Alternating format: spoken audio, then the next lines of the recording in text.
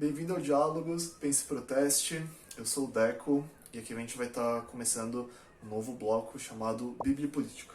A cada vídeo desse, a gente vai estar analisando um trecho da Bíblia para poder contribuir nesse entendimento sobre como que funciona essa intersecção entre a fé cristã e a política. Essa daqui especificamente vai ser uma reflexão feita em duas partes e eu queria deixar a recomendação de que depois de assistir esse vídeo, vai no nosso canal e assiste nosso vídeo sobre autoritarismo, porque ele vai dar uma boa aprofundada em alguns assuntos que a gente vai estar tratando aqui. E lembre-se, não tem resposta fácil para questões complexas.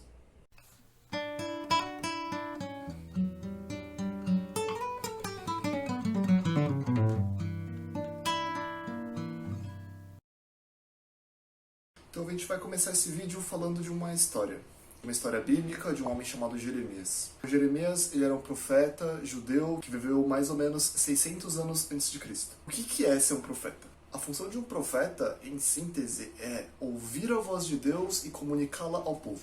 E isso pode parecer uma tarefa muito nobre, muito bonita e muito fofa, mas na verdade era uma tarefa super difícil.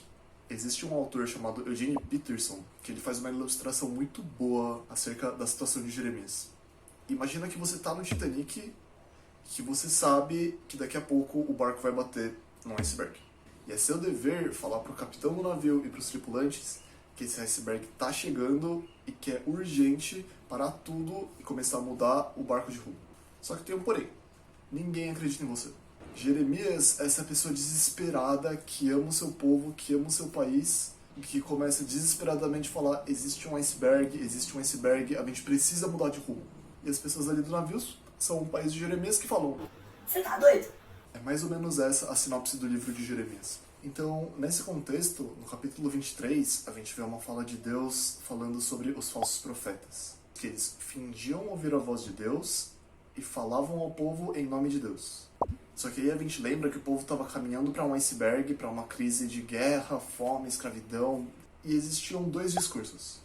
O discurso de Jeremias, de um profeta de verdade que falava em nome de Deus, que dizia: é necessário mudar. É necessário repensar o nosso estilo de vida, é necessário vencer o nosso próprio ego e mudar de rumo. E existia o discurso dos falsos profetas, que era extremamente agradável, que dizia: vai dar tudo certo, vamos continuar a viver da forma como estamos vivendo, vamos seguir o nosso rumo. E o que Deus fala nesse capítulo 23 é: não deem ouvidos a esses falsos profetas que pregam sobre falsas esperanças. Eles falam de coisas que vêm do próprio coração deles e não que vêm do coração de Deus, e enganam as pessoas contando para elas mentiras. Às vezes eu fico pensando, o que passa na cabeça de uma pessoa dessas? As escrituras dizem sobre um Deus cuja voz, cuja ira faz a terra inteira estremecer. Aí você fica imaginando uma pessoa que mente usando o nome desse Deus e que pega todo esse poder, essa honra e puxa para ela mesma. E voltando para Jeremias 23, Deus continua o seu discurso e diz que esses profetas, que eles relatem os seus sonhos falsos e suas mentiras, mas que os verdadeiros mensageiros proclamem fielmente as minhas palavras. Me lembra muito uma frase que circula muito por aí, dita por Luther King: não me assusta o barulho dos maus, mas o silêncio dos bons. E esse era o desafio de Deus para a pessoa de Jeremias. É seu dever, como um verdadeiro mensageiro, continuar proclamando com coragem as palavras de Deus, ainda que duras, ainda que as pessoas não te ouçam. Uma mensagem que é dura, uma mensagem que é difícil porque cutuca o ego das pessoas, mas que é completamente necessário para a proteção da vida, para a valorização da vida, para que aquele povo não se colida com um iceberg e veja uma tragédia horrível acontecer. Enfim, essa é a minha leitura, minha análise do texto bíblico, mas o que isso tem a ver com política, com autoritarismo, com a história e com os dias de hoje? Vamos voltar. A igreja, como instituição religiosa, ela promoveu a existência de muitos falsos profetas. E esses falsos profetas, eles faziam exatamente aquilo que faziam na época de Jeremias. Fingiam ouvir a voz de Deus e comunicavam ela ao povo e promoviam tragédias incalculáveis. Eu poderia aqui nesse vídeo citar várias delas.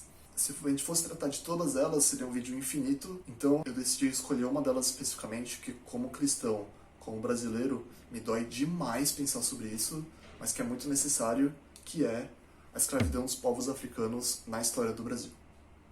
Para entender melhor essa história, eu peguei uma pintura que acho que vai ajudar muito a gente entender a gravidade disso que a gente está falando. Então aqui a gente tem um quadro que foi pintado em 1895. Então, o que existe nesse quadro? Tem uma mulher negra à esquerda desse quadro. Muito provavelmente ela é a mãe dessa mulher que está ao centro. Essa mulher ao centro ela é parda e ela carrega uma criança branca. E no canto direito desse quadro existe um homem branco que muito provavelmente é o pai da criança, é o marido dessa mulher ao centro.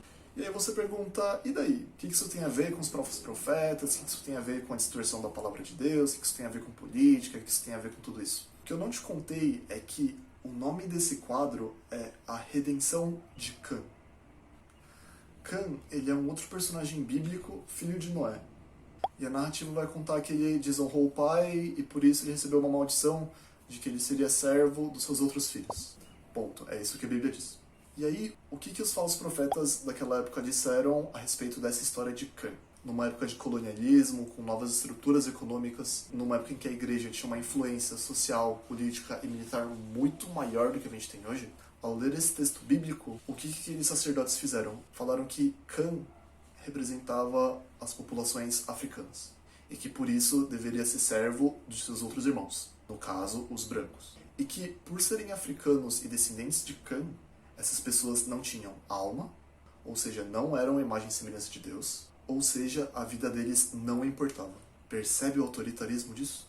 Inventaram toda essa história e isso, de certa forma, legitimou para que as nações europeias escravizassem, torturassem e matassem os povos negros. E essa estrutura perdurou por séculos na história. A escravidão foi justificada em nome da palavra de Deus. Percebe a gravidade de deixar falsos profetas falarem o que eles quiserem.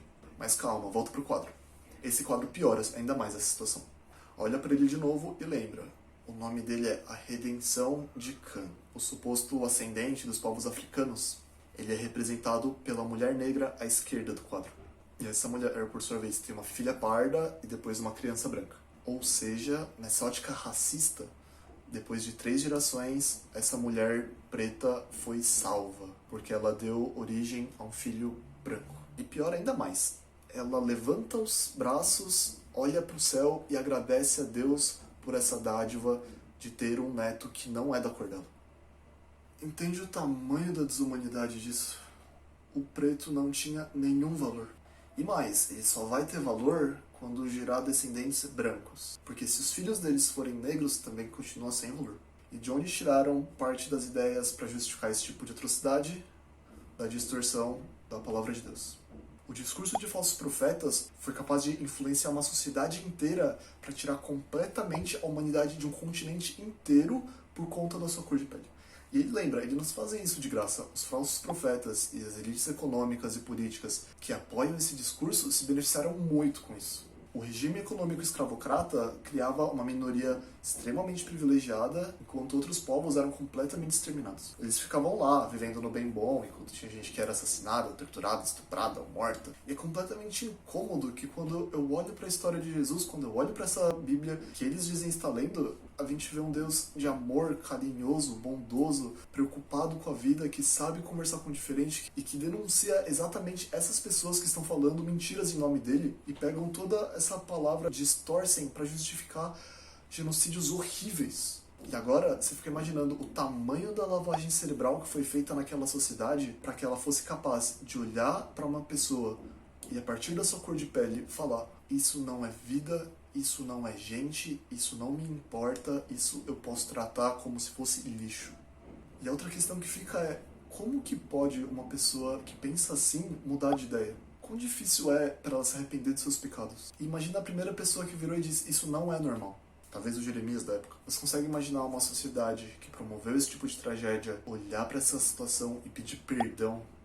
Perdão por terem tratado humanos como lixos, perdão por terem tratado pessoas que são imagem e semelhança de um Deus amoroso como se fossem demônios.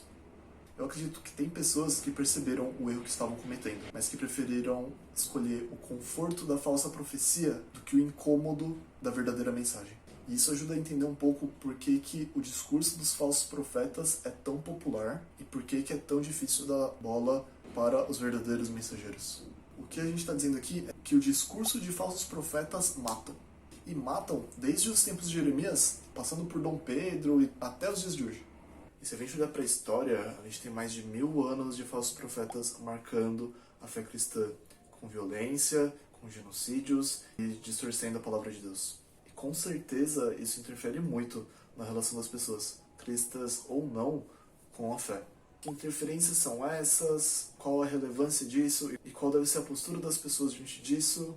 É um assunto que a gente vai estar tratando então no próximo vídeo. Fica atento que semana que vem a gente vai continuar essa reflexão, então se inscreve no canal, curte esse vídeo, continua acompanhando essa reflexão, que ela é uma reflexão pesada, ela é uma reflexão triste, mas ela é uma reflexão necessária. E lembre-se, não tem resposta fácil para questões complexas.